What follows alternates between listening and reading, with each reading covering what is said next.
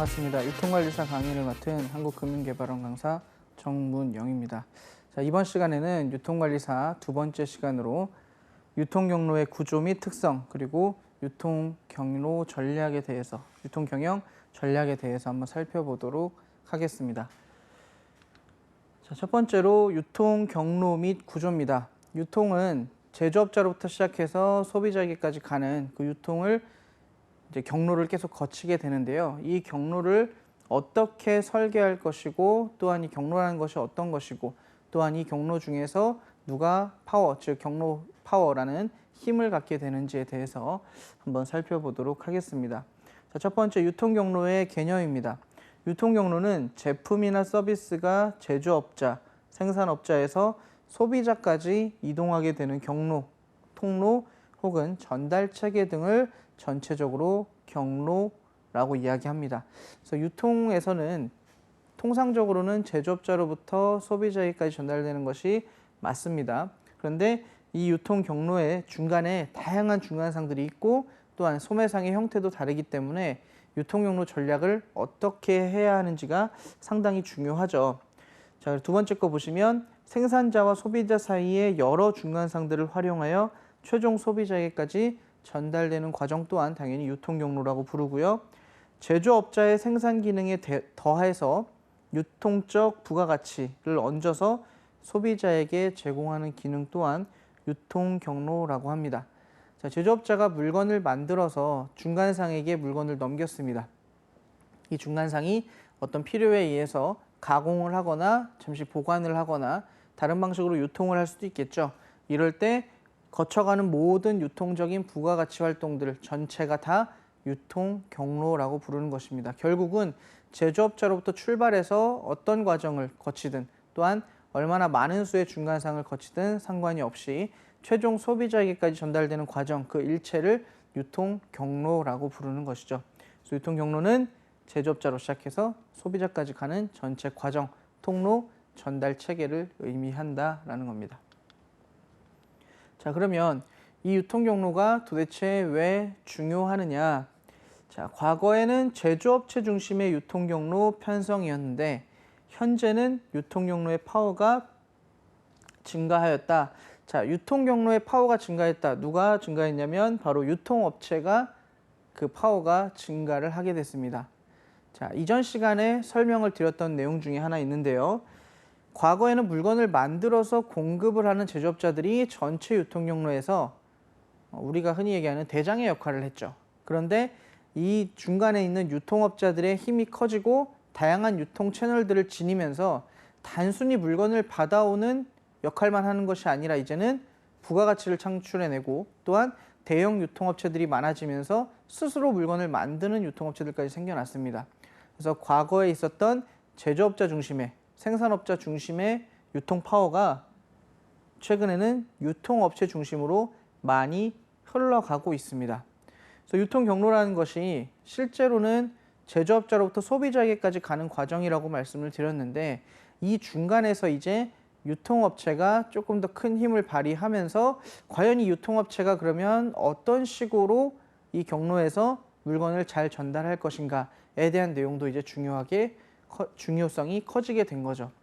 단순한 제조업체에서 그냥 단순하게 소매상으로 혹은 소비자까지 전달하는 과정이 이제는 크게 의미가 퇴색되고 있다. 그것을 유통경로라고 부르곤 있지만 이제는 중간에 있는 그 유통업자들, 즉 중간상들, 또 다른 말로 우리가 도매상들이 그 역할이 굉장히 중요해지고 힘이 커지고 있다라는 것을 유통경로상에서도 드러난다, 혹은 이게 중요하다라고 말씀을 드리는 겁니다. 점차 대형화가 되고 다양한 기능들을 갖추고 있기 때문에 그렇게 되는 거죠.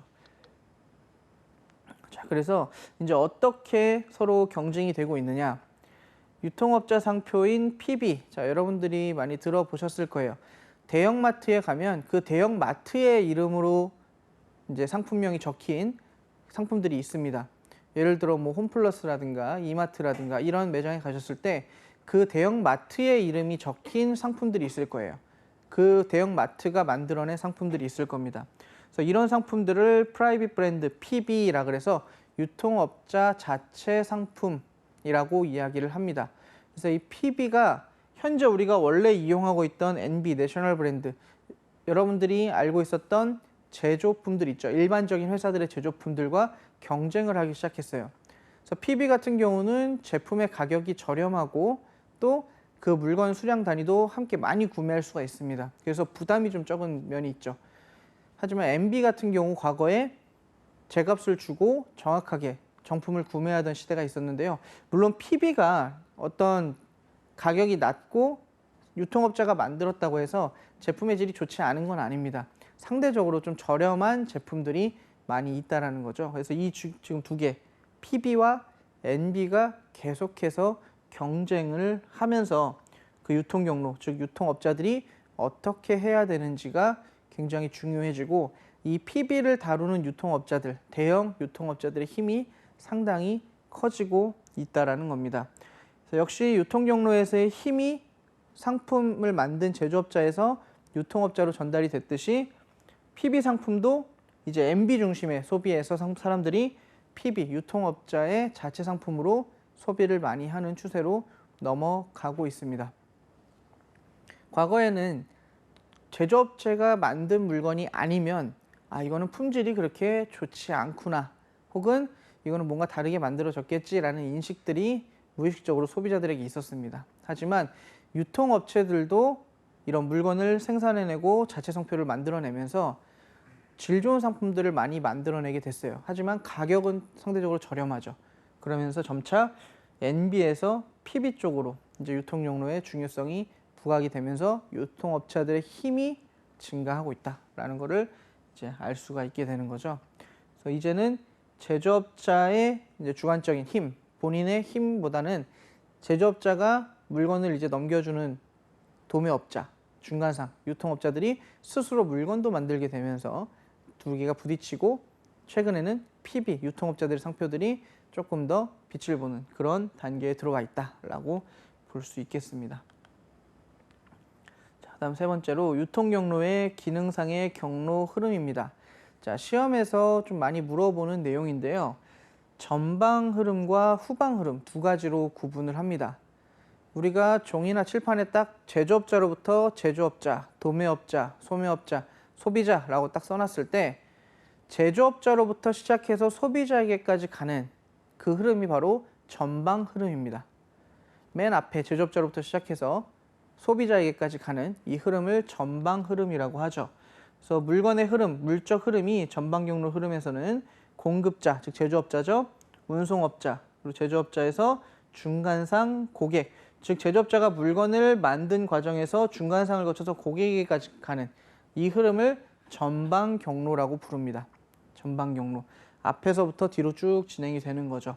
그래서 판매 촉진 활동도 공급자로부터 시작된 흐름에 따라서 후방으로 진행이 된다. 그래서 판매 촉진 활동의 흐름이 점차 강해지게 된다, 이렇게 설명을 합니다.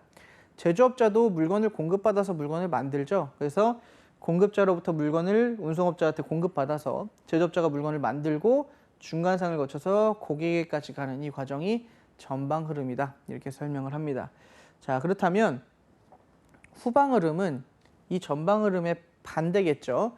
소비자로부터 시작해서 제조업자로 올라가는 흐름을 후방 흐름이라고 합니다. 그래서 주문이나 대금 결제는 소비자가 하죠. 최종 소비자로부터 소매, 도매, 제조업자의 방향으로 흘러가는 것을 후방 경로 흐름이라고 합니다. 자, 그럼 우리가 앞에서 봤던 내용들을 통해서 봤을 때 현재 유통산업의 환경이 단순하게 물건을 만들어내고 찍어내던 제조업자들 중심에서 점차 유통업자 쪽으로 많이 옮겨왔다고 말씀을 드렸죠. 근데 결국 유통업자들도 누가 있어야 유통을 할 수 있는 거죠? 최종 소비자가 있어야 유통을 할 수 있게 되는 거죠. 최종 소비자로부터 주문이 들어오고 대금이 결제되어야 유통이 흘러가는 거죠. 그래서 실질적으로 전방 흐름보다 최근에는 이 후방 경로 흐름에 대한 이제 중요성이 또 부각이 되고 있습니다. 그래서 기업들이 요즘에 많이 하는 활동들이 뭡니까? 소비자들에게 맞춤 서비스를 제공하고 소비자들이 원하는 것, 소비자들이 가장 필요로 하는 것들을 빠른 시간 안에 그리고 적재적소에 제공하는 것을 모토로 대부분 유통활동을 진행을 하고 있죠. 여러분들이 많이 알고 있는 택배 서비스라든가 하루 만에 물건이 배송되는 이런 다양한 서비스들이 있는데요. 이런 것들을 하는 경쟁적으로 이런 것들을 하는 이유가 뭐겠어요? 결국은 이 후방 경로, 고객들이 주문을 하고 대금 결제를 하는 그 키를 쥐고 있기 때문에 그 고객들을 대상으로 과연 어떻게 저 고객들을 잡을 것인가, 여기에 초점을 맞추는 것이죠. 그래서 후방 경로의 흐름을 주시를 한 다음에 저거에 맞추기 위해서는 우리가 어떤 식으로 서비스를 제공하고 유통을 해야겠다라는 식으로 흘러가고 있습니다. 그러니까 점차 권위적이었던 제조업체 중심에서 소비자 쪽으로 점차 경로 파워가 넘어가고 있다라고 볼 수 있는 거죠. 전체적인 유통 경로상의 의미들이 계속 그렇게 진행이 됩니다. 자, 그렇다면 도대체 유통이라는 것을 할 때 가장 중요한 게 또한 힘을 많이 갖고 있는 중간상이 있는데, 이 중간상들은 도대체 왜 필요한 것인가 라는 거에 대해서 한번 이론적으로 살펴보도록 하겠습니다. 첫 번째가 총 거래수 최소화의 원칙입니다. 시험에서 굉장히 많이 언급된 내용이고요. 이거는 이제 글로써 설명한 게 한계가 있기 때문에 그림을 통해서 좀 설명을 드리면, 자, ABC라는 회사와 1, 2, 3이라는 소비자가 거래를 합니다. 자, 중간상이 없어요. 중간상이 없는 경우에는 저 A라는 회사가 1, 2, 3의 고객에게 한 번씩 다 이동을 해야 되죠. B라는 회사도 중간에 유통업자가 없기 때문에 1, 2, 3이라는 소비자에게 바로 물건을 배송해야 되고요. C도 역시 1, 2, 3에게 3번을 이동하게 됩니다. 그래서 총 9번의 접촉이 일어나게 되죠. 거래수가 9번이 벌어지게 됩니다. 그런데 중간상이 생겨나면 ABC 회사는 중간상에게 물건을 한 번만 넘겨주면 됩니다. 그러면 중간상이 1, 2, 3에게 물건을 한 번씩 넘겨주게 돼서 총 6번의 접촉만 일어나게 되죠. 그래서 유통에서 중간상이 생겨남으로써 전체 거래 횟수가 9번에서 6번. 물론 이 예시의 숫자가 더 많으면 많을수록 줄어드는 횟수가 커지겠죠. 그래서 중간상이 없는 경우보다는 중간상이 있을 때 실제로 거래 횟수가 줄어든다.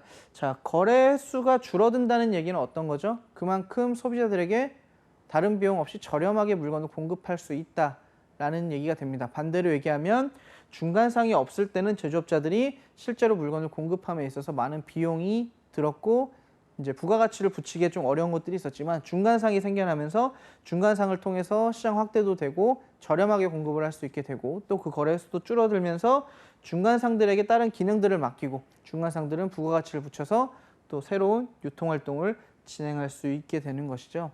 그래서 총거래수 최소화의 원칙은 단순하게 거래 횟수가 몇 번에서 몇 번, 뭐 이 예시에서는 9번에서 6번으로 3번이 줄었다라는 특징적인 것보다는 실제 9번이었을 때 비용과 6번이었을 때 비용, 당연히 6번이었을 때가 비용이 저렴하겠죠. 또한 9번이었을 때와 6번이었을 때 서비스의 정도가 차이가 생겨나겠죠. 그래서 총거래수 최소화가 되면서 이런 이점들을 가질 수가 있게 되겠다. 그래서 실제로 유통거래에서는 중간상들이 반드시 필요하다라고 설명을 하고 있는 겁니다.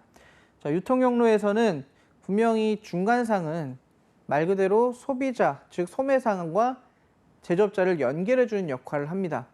근데 우리가 일반적으로 생각할 때는 중간상들이 있기 때문에 더 물건값이 높아지고 올라가고 이렇게 되는 것이 아니냐라고 생각을 할 수 있지만, 실제 이러한 중간상들이 그만큼의 역할을 감당해 주기 때문에 실제로 물건을 우리가 저렴하고 빠르게 구매를 할 수 있다라는 겁니다.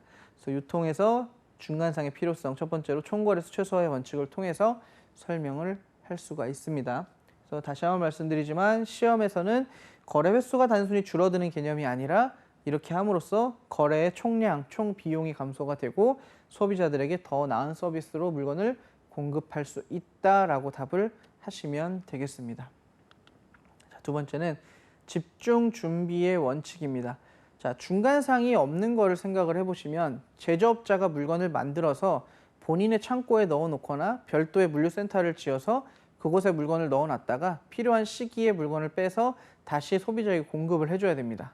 그런데 제조업자가 만든 물건을 중간상, 즉 도매업자가 받아와서 보관을 하고 있죠.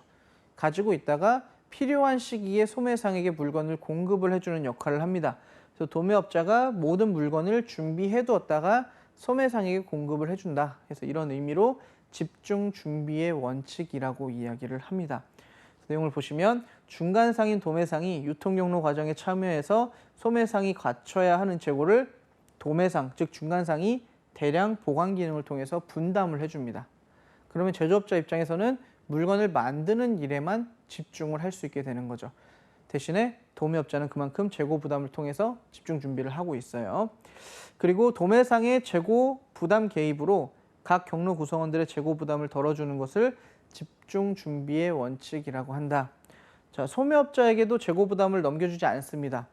근데 도매업자가 많은 재고를 부담하면서 스스로 준비를 하고 있어 주기 때문에 다른 업자들은 제조업자나 소매업자들은 본인이 하는 일에 집중을 할 수 있게 되죠. 결국 전체 유통 경로가 원활하게 흘러갈 수 있도록 중간상이 도와준다라는 개념입니다.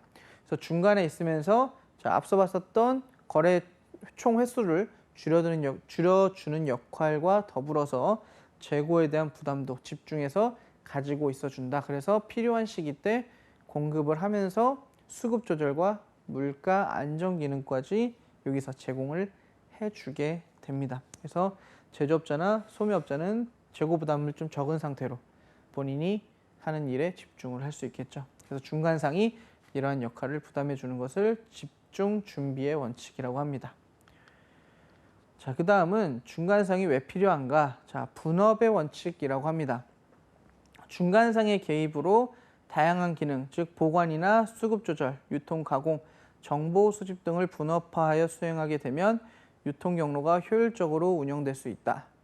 자, 제조업자는 물건을 물론 만들고 마케팅도 합니다. 홍보 활동도 하지만 실제적으로 물건을 공급하기 위해서는 반드시 중간상이 필요합니다. 그래서 총거래수 최소화도 했고 집중 준비의 원칙을 통해서 본인의 재고를 중간상에게, 즉 도매상에게 넘겨주기도 했어요. 자, 그런데 유통 과정의 중간에는 단 한 명의 중간상, 단 한 명의 도매상만이 있는 게 아니라 여러 유통업자들이 있죠. 그래서 이러한 유통업자들이 각각의 기능을 갖춘 상태에서 분업화를 진행을 합니다. 어느 중간상은 보관을 하는 중간상이 있고요. 어떤 중간상은 유통 가공을 하는 중간상들이 있고, 또 어떤 중간상은 수급 조절을 해주고, 또 어떤 중간상은 정보 수집을 하는 중간상이 있습니다. 각각의 기능을 가지고 분업을 하게 되면 그 필요에 따라서 유통 경로가 효율적으로 운영이 될 수 있습니다. 제조업자가 물건을 만들어서 이거는 보관이 필요하다라고 하면은 보관을 전문으로 하는 중간상 혹은 도매상에게 물건을 넘겨줄 수 있고요. 이거는 정보 수집을 위해서 다른 활동들이 필요하다라고 할 때는 제조업자가 도매상에게 요청을 할 수 있겠죠. 특정한 정보를 좀 수집을 해달라 할 수도 있고, 또한 수급 조절을 위해서 필요한 시기 때 물건을 공급하기 위해서 창고에 넣어놓거나 아니면 시장에 일부러 물건을 많이 푸는 이런 행동들을 중간상이 제조업자 대신에 수행을 해줄 수가 있겠죠. 그래서 이러한 다양한 기능들을 중간상들이 하면서 각각의 일들을 분업화를 해서 진행을 하고 있습니다. 그래서 제조업자 대신에 이런 역할들을 수행하면서 전체 유통 경로에서의 효율성이 증가가 되는 거죠. 물론 규모가 큰 중간상이나 도매상들은 실제로 보관도 하게 되고 유통 가공도 하게 되고 수급 조절도 하고 정보를 수집하는 역할까지 다 한 번에 하는 경우도 있습니다. 하지만 실제적으로는 분업을 통해서 했을 때 좀 더 전체 경로에서의 효율이 높아지겠죠. 그래서 이런 식으로 중간상들이 분업을 하면서 유통 경로 전체의 효율성이 증가하겠다라고 보는 것이 바로 유통 경로 중간상의 필요성입니다. 첫 번째 봤던 총거래수 최소화, 그죠? 그리고 집중 준비, 그리고 분업, 이 세 가지가 결국은 중간상이 전체 유통 경로 상에서 개입을 하면서 전체 유통 경로가 굉장히 효율적으로 운영될 수 있도록 하는 하나의 작용들이다. 하나의 일들이다. 하나의 이제 유통 경로 중간에서 일어나는 어떤 효율성을 위한 작업들이다. 이렇게 볼 수 있겠습니다. 그래서 중간상이 이러한 역할들 때문에 필요하다라고 설명을 하고 있는 거죠.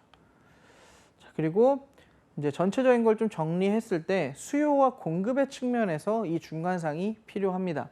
자, 수요 측면에서는 제조업자의 판매와 소비자의 구매 기대 간의 격차를 조정한다. 반복해서 말씀드리지만 제조업자는 물건을 만드는 기능을 수행합니다. 시장에서 실제로 어떻게 공급될지는 대부분 도매상들이 결정을 하는 거죠. 그래서 도매상들이 물건을 가지고 있다가 소비자의 수요가 있을 때 그 소비자의 수요에 맞춰서 물건을 공급하는 역할, 또한 제품 구색을 갖추고 제품 수량의 불일치를 조정을 해준다. 도매상들은 특정한 물건을 하나만 많이 갖고 있는 게 아니라 다양한 물건들을 굉장히 많이 소유하고 있습니다. 그러면서 소매상들이 왔을 때 그 물건을 소매상의 수요에 맞게 혹은 소비자의 수요에 맞게 공급해주는 역할을 합니다. 그래서 제품 구색을 갖추고 제품 수량의 불일치를 조정해주는 수요 측면성에서의 역할도 담당을 하죠. 또한 공급 측면에서는 반복적인 거래가 가능하게 해줍니다. 제조업자가 만든 물건을 전달을 해줘서 도매상이 물건을 보관하게 되죠. 그러면 그 물건을 지속적으로 보관하고 있기 때문에 계속해서 반복적으로 거래를 할 수 있는, 즉 공급을 해줄 수 있는 여력을 갖추게 되죠. 자, 그리고 거래 비용과 거래 횟수를 줄여줌으로써 시장의 공급 효율성을 높여줍니다. 거래 비용을 줄여서 그리고 거래 횟수를 줄여줘서 앞에서 설명했던 내용들이죠. 실제로 중간상이 개입을 하면서 거래 횟수가 줄어들고 거래 비용이 낮아졌죠. 그래서 시장에 조금 더 저렴하게, 조금 더 빠르게 물건을 공급할 수 있는 이런 공급 효율성을 중간상이 가져다 준다. 그래서 결국은 앞에 있었던 총거래수 최소화의 원칙이라든가 집중준비의 원칙이라든가 분업의 원칙 자체가 이런 수요와 공급적인 측면에서 이렇게 활용이 되더라. 결국은 전체 유통경로가 효율성을 가지게 된다. 필요할 때 사용할 수 있도록 적절하게 공급해주고 수요할 수 있게 해준다라는 게 바로 중간상의 필요성이라는 얘기로 이렇게 정리가 되는 겁니다. 그래서 시험에서 중간상, 즉 도매상의 기능을 설명해라 혹은 도매상이 갖춘 혹은 도매상이 필요한 이유를 설명해라 라고 했을 때는 이런 수요와 공급적인 측면을 기반으로 하고 총거래수 최소화와 그리고 집중준비의 원칙, 분업의 원칙을 설명을 하면 됩니다. 그래서 이 내용도 시험에서 굉장히 자주 등장을 하기 때문에 제가 반복적으로 여러 번 설명을 드렸습니다. 자, 그 다음은 유통 경로 전략 중에서 커버리지 전략이라는 것이 있습니다. 그래서 어떻게 전체 유통 경로를 구성할 것인가, 조직할 것인가 관련된 내용인데요. 첫 번째가 유통 경로 중간상의 수를 결정하는 겁니다. 자, 그 전략 중에 하나로 첫 번째 개방적인 유통 경로가 있습니다. 즉 집약적 유통 경로라고도 하는데요. 여러분들이 생산업자라고 한번 생각을 해보시면 쉽습니다. 여러분들이 물건을 생산하는 제조업체이고 내가 이 물건을 어떻게 시장에 공급할 것인가 라는 것을 고민하는 건데요. 개방적이라는 것은 어떤 중간상이 오더라도 내가 만든 물건을 다 제공을 해주는 거예요. 자, 그렇게 해주려면 실제 물건이 굉장히 값비싼 물건이거나 아니면 기밀이 유출될 우려가 있거나 아니면은 다루기 어려운 제품일 경우에는 아무 유통업자에게나 물건을 제공해주지 않겠죠. 그런데 상대적으로 물건이 저렴한 거고 시장에서 크게 알려져도 상관이 없고 그리고 최대한 많은 점유율을 높이기 위한 상품일 경우에는 어떻게 하는 게 좋겠어요? 유통업자들이 왔을 때마다 그냥 물건을 공급을 해주면 되겠죠. 바로 그런 유통경로 전략을 세우는 것이 개방적 유통경로 그리고 혹은 집약적 유통경로라고 이야기를 합니다. 자, 제조업자의 물건을 취급하기 희망하는 모든 도소매점이 상품을 취급할 수 있도록 개방적으로 유통하는 경로를 이야기를 하고요. 보통 값이 좀 저렴한 일용품이나 편의품 그리고 소비가 많은 제품들을 취급하는 제조업자들이 이 전략을 선택을 합니다.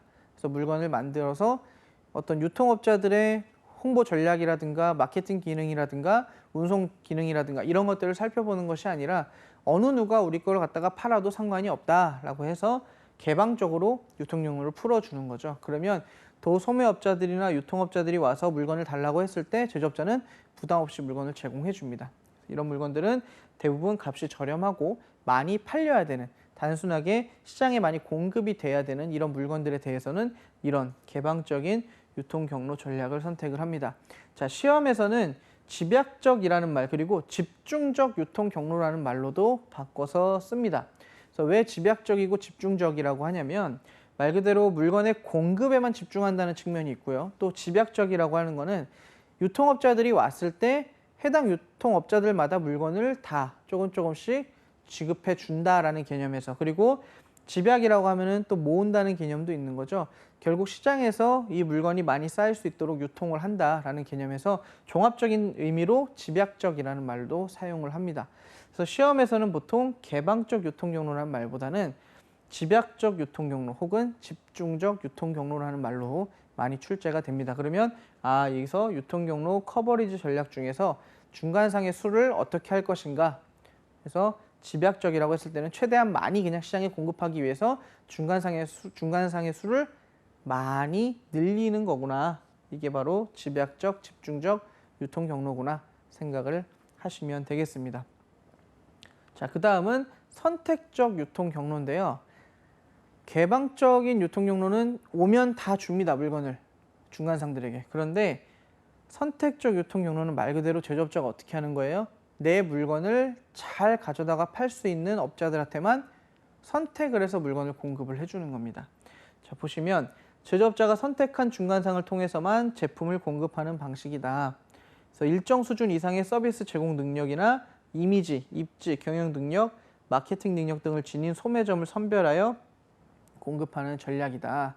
자, 물건을 가지러 오는 도소매점 혹은 유통업자들이 왔을 때 내 물건을 가져가서 적절하게 판매를 할 수 있고 이 이미지를 떨어뜨리지 않으면서 제품을 잘 유통할 수 있는 업자들을 선택을 하는 겁니다. 그래서 개방적보다는 범위가 쭉 줄어들었죠. 그래서 선택한 유통업자들만 이 물건을 유통할 수 있게 되는 거고요. 의류나 가구, 가전제품 등 홍보의 비중이 크고 그리고 중간 가격의 제품들이 바로 이 선택적 유통 경로 전략을 취하게 됩니다. 아까 봤었던 개방은 전체 다 주는 거고요. 선택은 그 전체 도소매업자 중에서 이제 선택을 하는 겁니다. 내 물건을 잘 공급해 줄 수 있는 업자들만. 그래서 중간 가격, 개방적은 싼 가격, 선택적은 중간 가격 제품들을 이런 식으로 중간상의 수를 결정을 하죠. 자, 그 다음은 전속적인 유통 경로입니다. 개방에서 선택으로 중간상의 수가 줄어들었죠. 이제 전속으로 되는 거는 말 그대로 딱 한 업체 혹은 제한적으로 선택된 업체만 유통률 참여할 수 있도록 이렇게 정하는 게 전속적 유통 경로입니다. 자, 제한된 소매점에서만 자사 상품을 취급하도록 하는 유통 경로 전략이고요. 상품이 고가이고 아무 데서나 팔리면 되는 제품이 아닙니다. 이미지가 상당히 중요한 제품으로 이런 것들에 대해서는 전속적인 유통 경로 전략을 취하게 됩니다. 예를 들어 고급 자동차라든가 귀금속 같은 것들 있죠. 이런 것들은 특정 업체만 그 물건을 유통할 수 있는 권한을 줍니다. 그리고 아무 곳에서나 이 물건을 판매가 안 되고요. 정확하게 지정된 곳에서만 판매가 가능하도록 하는 거죠. 이거를 전속적 유통 경로라고 이야기합니다. 말 그대로 모든 권한을 그 유통업자에게만 주는 거예요. 선택적 유통 경로보다 더 협소해진 의미죠. 그래서 유통업자의 마진이 높고 단일 유통업자가 제품을 관리하기 때문에 중간상의 힘이 너무 커지는 경우가 생겨나기도 합니다. 유통업자가 나만 이런 물건을 다룰 수 있어 라고 하면 제조업자와의 갈등이 조금 생겨날 수 있어요. 경로에서 힘이 생기기 때문에. 그래서 이런 경우도 생기고요. 제한된 유통업자만을 활용하기 때문에 마케팅이나 홍보, 가격, 재고 관리 등의 의견 일치가 용이하다. 자, 여러 유통업자들한테 내 물건을 넘겨준 게 아니라 매우 제한적 혹은 한 업체 정도만 선정을 해서 내 물건을 유통시켰기 때문에 경로 전략이나 마케팅 전략을 세울 때 논의하기가 조금 수월하겠죠. 여러 유통업자들이 있는 것보다. 그래서 전속적 유통 경로가 이렇게 중간상의 수를 결정을 한다. 그래서 지금 개방, 그리고 선택, 전속 혹은 집중, 집약, 그리고 선택, 전속 이렇게 볼 수 있는데요. 이 세 가지 유통 경로를 범위가 어떻게 축소가 되어 가는지를 꼭 기억을 하시고요. 물건의 가격도 처음에 개방적 혹은 집중적, 집약적 유통 경로일 때는 물건값이 굉장히 저렴한 물건들, 그리고 선택적 유통 경로에서는 중간급 가격들, 가전제품이라든가 의류 같은 것들, 전속적 유통 같은 경우는 값이 굉장히 비싼 제품들, 고급 승용차라든가 기금속 같은 것들, 고급 의류 같은 것들, 이런 것들은 특정한 업체만 정해서 유통이 된다. 그래서 범위를 축소하시면서 세 가지를 기억을 하시면 될 것 같습니다. 시험에서는 이 세 가지에 대한 내용을 함께 놓습니다. 문제에서.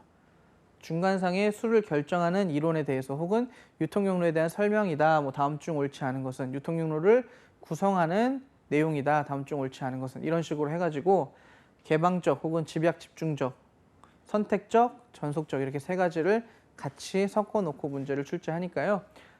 헷갈리지 않게 하나씩 구분을 해두시고 정리를 해두시면 역시 시험에서 크게 어렵지 않게 문제를 맞추실 수 있을 겁니다. 자, 그 다음은 유통 경로의 갈등 관리입니다. 자, 유통 경로를 커버리지 전략을 세우는 것은 좋습니다. 세우는 것은 좋은데 결국 유통을 하다 보면 유통 경로 간에 갈등이 항상 생겨나게 돼 있습니다. 왜냐하면 내가 원하는 방식으로 서비스의 정도를 정하고 경로를 정했는데 제조업자 측에서는 다른 방식의 서비스와 다른 방식의 유통 경로를 원할 수도 있겠죠. 그러면 중간에 유통업자와 제조업자 간에, 즉 경로 구성원들 사이에서 갈등이 빈번하게 발생할 수가 있습니다. 그럼 과연 이것에 대한 원인이 어떤 것이고 이걸 어떻게 해결할 것인지를 한번 보도록 하겠습니다. 첫 번째, 유통 경로의 갈등 원인입니다. 일단 가장 큰 이유가 경로 구성원들의 목표가 상이하기 때문에 그렇습니다. 제조업자는 빠른 시간 안에 물건을 최대한 많이 확장시키는 것을 대부분 원합니다.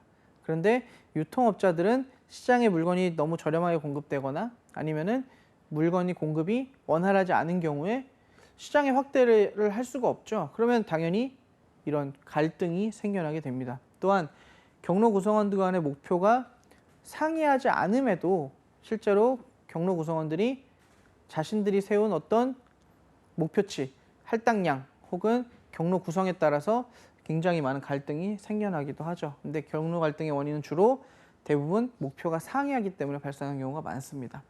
자, 그리고 니은 지각의 차이인데요. 느끼는 것의 차이입니다.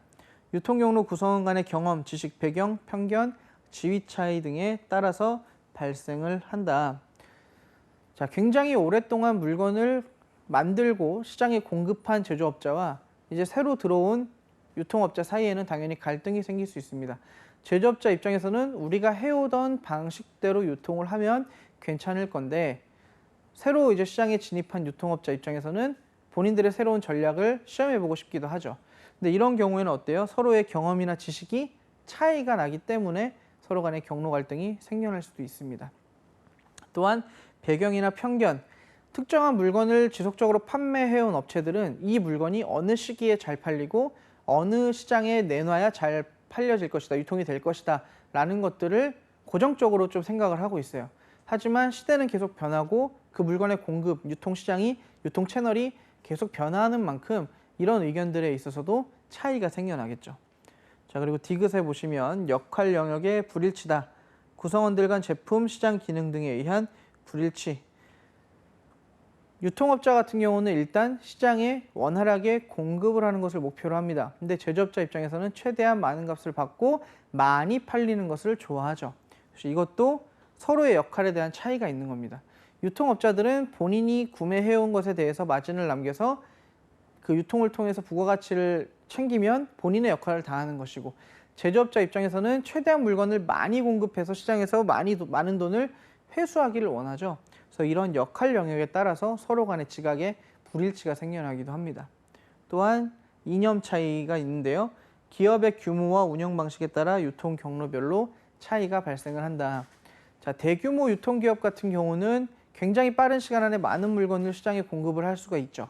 그런데 소규모, 즉 규모가 좀 작은 업체나 중간급 업체들은 제조업자의 물건을 받아와서 굉장히 빠른 시간 안에 물건을 온전하게 공급하기에는 힘이 들 수가 있습니다.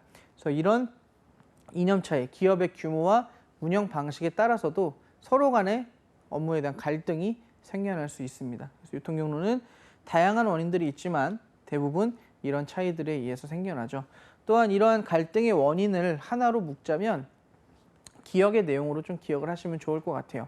경로 구성원들이 하는 역할이 다르고 서로가 목표하는 목표치, 할당량이 다르기 때문에 대부분 이런 유통 경로에 갈등이 생겨나더라. 그리고 각각의 역할 영역이 있기 때문에 그 영역의 업무를 수행할 뿐이지 내가 다른 영역의 업무도 맞춰줘야 되느냐, 이런 식의 갈등이 생겨날 수가 있습니다. 자, 그러면 갈등의 유형이 어떤 게 있느냐 좀 살펴보셔야 되는데, 수평적 갈등이 있고요, 수직적 갈등이 있습니다. 이걸 쉽게 구분하는 방법은 우리가 제조업자, 도매업자, 소매업자, 소비자 이렇게 4단계로 계속 나눴었죠. 이 경로가 서로 다른 경우에는 수직적 갈등이고요. 같은 경로 내에서 도매업자는 도매업자끼리, 소매업자는 소매업자끼리 갈등이 벌어지면 이거는 수평적 갈등으로 볼 수 있습니다. 그래서 수평적 갈등은 동일 경로 구성원끼리 갈등이 벌어지는 거고요.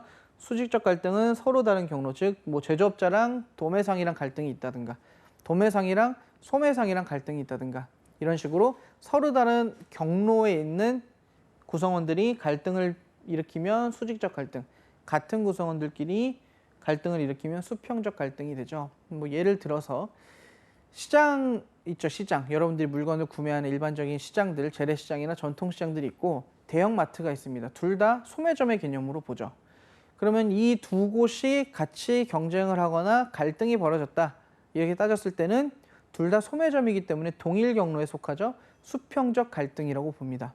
그런데 특정한 물건을 만드는 회사와 이 물건을 유통시키는 도매업자 사이에 갈등이 벌어지면 이거는 서로 다른 경로이기 때문에 수직적 갈등이 됩니다. 무조건 같은 경로 내면 수평적, 다른 경로면 수직적 갈등이 되는 거죠. 통상적으로 경로 갈등은 수직적 갈등이 굉장히 많이 발생을 합니다. 서로의 목표가 다르고 역할 영역이 다르기 때문에 서로에 대한 이해가 조금 부족한 경우가 많이 생겨나죠. 그래서 수평적 갈등과 수직적 갈등이 있고, 동일 경로는 수평, 다른 경로는 수직이다, 이렇게 차이점을 봐두시면 되겠습니다. 자, 그래서 그럼 이러한 유통 경로가 어떤 식으로 시스템화되어 있는지, 자, 수직적 유통 경로 시스템입니다. 개념은 제조업체 혹은 전체 유통 경로를 관리하는 경로 구성원이 전문적, 집중적으로 관리한다. 자, 수직이니까요, 다른 경로죠. 그리고 또한 위에 있는 업체가 혹은 유통 경로 구성원이 아래에 있는 유통 경로를 지배하는 이런 형태를 수직적 유통 경로 시스템이라고 보통 부릅니다. 즉 제조업체가 밑에 있는 유통 경로들을 갖고 있는 혹은 제어하는, 통제하는 이런 시스템을 얘기하죠. 그래서 생산에서 소비까지 유통활동을 스스로 통합을 합니다, 회사가. 그래서 어떤 식으로 너는 유통을 해, 너는 어떻게 팔아 라는 식으로 다 정해주는 거죠. 그래서 장점 같은 경우는 역시 통제를 하게 되니까 총 운영 비용은 절감이 됩니다. 그리고 혁신적인 기술이 있는 경우 전체 유통 경로 구성원들이 다 활용을 할 수가 있죠. 제조업자의 유통 경로 구성, 제조업자부터 속한 유통 경로 구성원이기 때문에. 그리고 해당 유통 경로 유지를 위한 진입 장벽이 높다. 다른 기업들이 이 유통 경로에 많이 들어오지 못합니다. 큰 제조업체가 지금 유통 경로 구성원들을 다 통제하고 있는 상황이니까요. 근데 단점은 초기에 유통 경로 전체를 구성하거나 통합하는 데 드는 비용이 상당히 많이 들고요. 또한 시장이나 기술 변화에 대한 유연성이 낮습니다. 한번 유통 경로를 채널을 구성을 해놓으면 이 유통 경로를 바꾸기가 쉽지가 않죠. 또한 유통 단계별 전문화가 상실되고 전체 통제에 따르기 때문에 갈등 발생률이 상당히 높을 수가 있습니다. 경로 구성원들은 개인적인 어떤 유통에 대한 의견들, 이런 것들을 내기보다는 통합된 형태로 제조업체에서 설명하는 대로 그냥 그대로 진행을 할 뿐이죠. 그래서 이런 조금 유연성이 부족한 점들이 단점으로 꼽히죠. 그래서 이러한 수직적 마케팅 시스템, 즉 수직적 유통 경로를 할 때 실시하는 수직적 마케팅 시스템은 보통 기업형으로부터 시작해서 동맹형까지 진행이 됩니다. 자, 기업형은 우리가 가장 많이 알고 있는 전통적인 통합 방식인데요. 프랜차이즈 체인을 가진 큰 회사가 있고 이 회사가 전체 유통 경로를 다 지배를 하고 통제를 하는 형태입니다. 그래서 유통 경로의 한 구성원이 다음 단계의 경로 구성원을 소유에 의해서 지배하는 방식이죠. 내가 다 갖고 있는 거죠. 내가 유통업자 부리고 내가 소매업자 부리고 다 전체 판매 정책 세우고 하는 겁니다. 그래서 전방 통합 방식, 제조업자로부터 뒤로 통합이 되기 때문에 전방 통합 방식이라고 하고요. 후방 통합 방식과 함께 혼용이 되기도 합니다. 제조업자가 만약에 유통경로 전체를 가지면 전방 통합이고요. 소비자나 아니면 소매상이 주체가 돼서 도매상이나 제조업자를 지배를 하게 되면 후방통합 형태가 되겠죠. 근데 대부분은 기업형이라고 했을 때는 전방적 통합 방식이 조금 더 많다라고 이야기를 하죠. 다음에는 계약형입니다. 기업형은 한 기업이 혹은 한 제조업체가 전체 경로를 가지고 있었다면, 계약형은 완벽하게 소유를 하는 건 아니지만 계약에 의해서 지배관계가 형성이 되는 겁니다. 그래서 생산, 유통활동에 있어서 상이한 유통경로에 있는 유통기관들이 상호 이익을 달성하기 위해 계약을 체결하고 해당 계약에 따라 수직화, 수직적 계율화를 꾀하는 방식이다. 그래서 서로가 원래는 잘 모르는 기업이었지만 계약을 통해서 한 업체가 한 업체를 지배하는, 통제하는 방식으로 들어가는 거죠. 양 당사자 모두 이익을 얻기 위해서. 그래서 소매상 협동조합이나 프랜차이즈 시스템, 우리가 많이 알고 있는 프랜차이즈 시스템도 이런 방식을 따르죠. 그래서 기업형이나 계약형이나 다 프랜차이즈 시스템과 거의 유사하게 연관이 되어 있습니다. 그리고 디귿은 관리자형 수직적 마케팅 시스템인데요. 경로 리더, 전체 유통경로 중에서 좀 권위가 있는 유통경로 구성원이 생산이나 유통 단계를 통합을 하는 걸 얘기합니다. 이거는 어떤 지배구조나 통제구조라기보다는 가장 규모가 크고 명성이 높은 유통관리자가 이제 앞서서 전체 유통경로를 같이 구성해 나가는 거죠. 그래서 관리형 같은 경우는 수직적 마케팅 시스템이긴 하지만 어떤 강제성이나 통제력이 그렇게 높진 않습니다. 그리고 가장 이제 낮은 형태, 동맹형인데요. 둘 이상의 경로 구성원이 대등한 관계에서, 수직적이긴 하지만 사실상 거의 대등한 관계에서 상호 의존성에 따라서 자발적으로 통합을 해서 운영을 합니다. 그래서 대등한 입장에서 결합을 하기 때문에 통합 정도나 결속력은 상당히 낮죠. 하지만 각 기업들이 원하는 거에 모든 의견들을 낼 수 있고 서로가 필요에 의해서 합쳐졌다는 것은 또 계약형과 유사한 형태를 지닙니다. 자, 그래서 우리가 이거를 어떻게 기억을 하셔야 되냐면, 시험에서는 수직적 마케팅 시스템의 통합 정도에 따른 문제를 많이 출제를 합니다. 그래서 기업형, 계약형, 관리형, 동맹형, 기계관동의 순서대로 가장 수직적 마케팅의 정도가 센 거를 기업형, 가장 낮은 거를 동맹형으로 기억을 해두시면 좋겠죠. 그럼 시험에서 물어봤을 때 보통 지문에 나옵니다. 가장 수직적 마케팅의 결합 정도가 높은 형태로서, 가장 낮은 형태로서, 이런 식으로 설명을 했을 때 아, 기업형이구나, 동맹형이구나, 답을 쉽게 찾을 수가 있겠죠. 그래서 수직적 마케팅 시스템의 유형, 이렇게 네 가지 있다는 거, 기계, 관동 네 가지 기억을 해놓으시면 되겠습니다.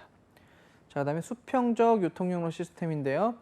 동일한 경로에는 두 개 이상의 기업이 대등한 입장에서 자원과 프로그램을 결합하는 공생적 마케팅이다. 수평이라고 하면 같은 힘입니다. 같은 파워를 지니고 있는 경로 구성원들이 만나서 전체 유통경로를 구성을 하는 거예요. 그래서 기업 간 시너지를 기대하거나, 우리가 시너지라고 했을 때는 대등한 힘들이 만나서 둘이 합쳐진 힘보다 조금 더 많은 힘을 낼 때 시너지라고 이야기를 하죠. 내부 자원의 부족함을 극복하기 위해서 내가 부족한 부분을 다른 기업의 기능을 통해서 채우는 거죠. 그리고 계절적으로 전혀 다른 주기의 상품을 판매하는 회사가 결합해서 위험성을 줄이고 이익을 극대화하는 경우도 대표적인 사례입니다. 예를 들어 수영복을 만드는 회사들은 우리나라 같은 경우 여름에 대부분의 판매가 집중이 되어 있죠. 근데 이 업체가 의류업체와 손을 잡고 겨울 상품도 같이 개발을 하는 겁니다. 그러면 여름에도 판매 수익을 얻게 되고 겨울에도 영업이익을 같이 판매 수익을 얻게 되면서 이제 보완을 해나갈 수 있는 거죠. 이런 식으로 같이 이익을 극대화하는 경우가 이런 수평적 유통경로 시스템의 대표적인 사례다라고 볼 수 있습니다. 자, 그리고 프랜차이즈 시스템이라고 해서 별도로 딱 떼놨는데요. 상호나 특허 상품, 노하우 등을 계약을 통해 프랜차이저, 그러니까 본사죠. 프랜차이지, 그 프랜차이저의 지배를 받는 소매점 점포주입니다.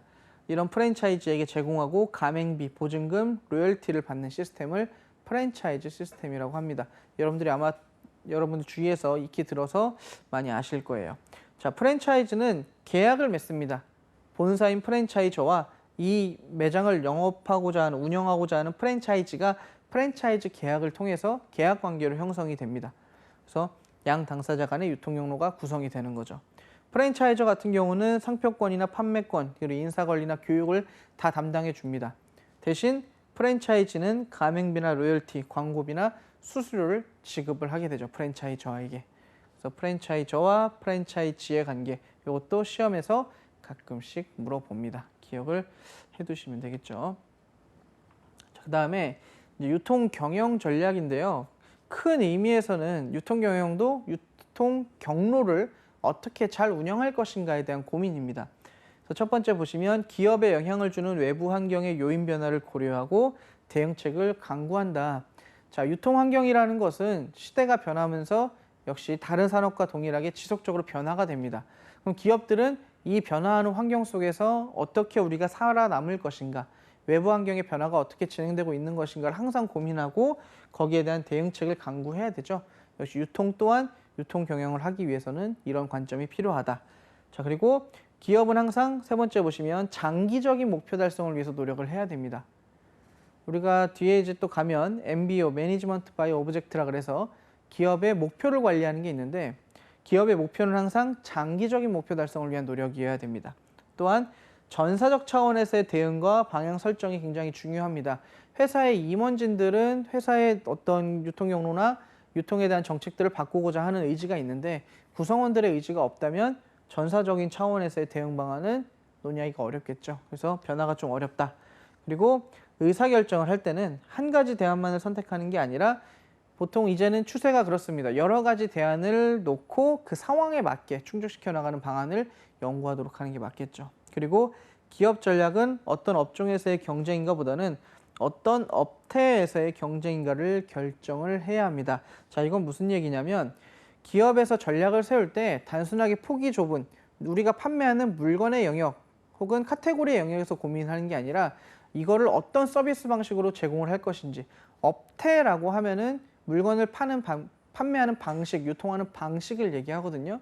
그래서 물건의 수에 딱 눈이 초점이 맞춰서 제한이 되는 게 아니라 이거를 어떤 방식으로 판매를 할 것인지, 어떻게 공급할 것인지를 다양하게 고민하는 이런 기업 전략이 되어야겠다라고 설명을 하는 것이 바로 유통 경영 전략의 의 혹은 필요성입니다. 자, 그래서 이거를 수립하고자 할 때는 기업 수준에서는 최고 경영층에 의해서 당연히 수립이 됩니다. 일단은 임원들이 움직여야 되죠. 그래서 이렇게 수립이 되고 네 번째 거 보시면 최고 경영자가 전략 스텝의 도움을 받거나 이사회를 통해서 결정하기도 합니다. 본인만의 의견으로 결정을 할 수는 없죠. 그래서 전문가의 의견을 듣거나 이런 이사회에서 논의를 거칠 수도 있겠죠.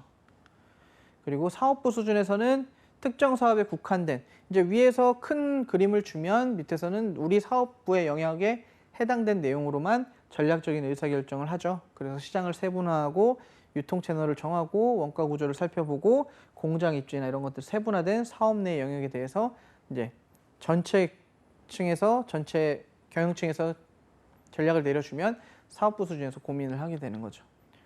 이런 식으로 계속 목표가 설정이 되는데요.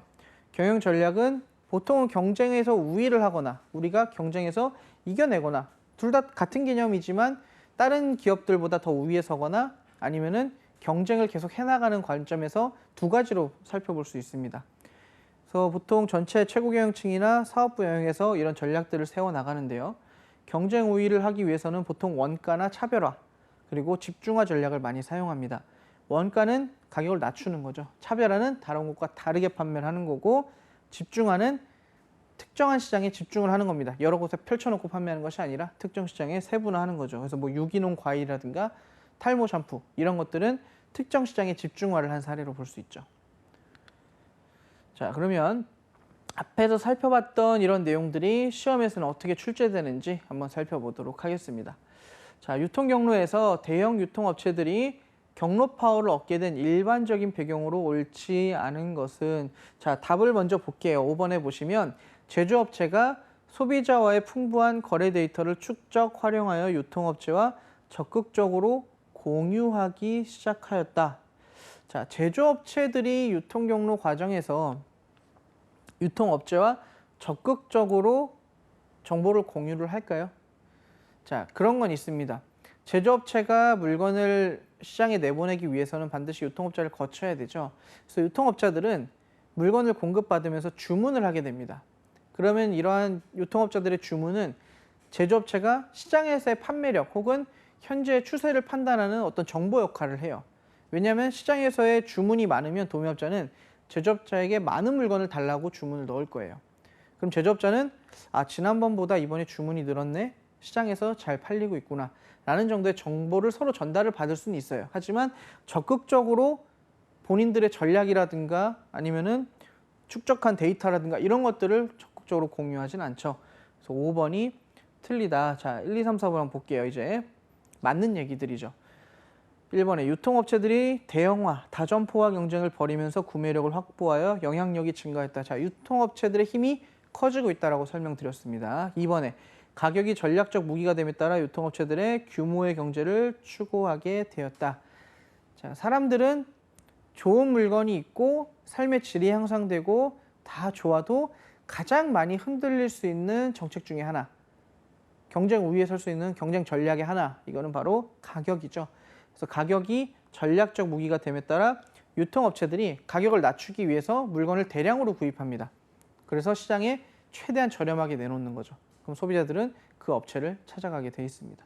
2번도 맞는 말이고요. 3번에 많은 소비용품 시장이 성숙기에 들어섬에 따라 제조업자들이 유통업체에게 이전보다 많고 다양한 판매 촉진을 경쟁적으로 제공하였다. 자, 시장에 너무나 많은 물건들이 있습니다. 그래서 시장에 진입했을 때 집중을 오래 받지 않고 대부분 성숙기나 쇠퇴기로 사라져가요, 금방.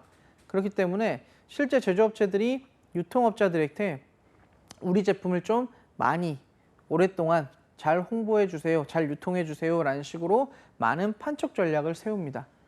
그럼 유통업체들은 오히려 그러한 것들로 인해서 힘이 더 세지는 이런 상황이 나타나게 되죠. 그래서 제조업자들이 유통업체에게 이전보다 많고 다양한 판매 촉진을 경쟁적으로 제공하고 있습니다.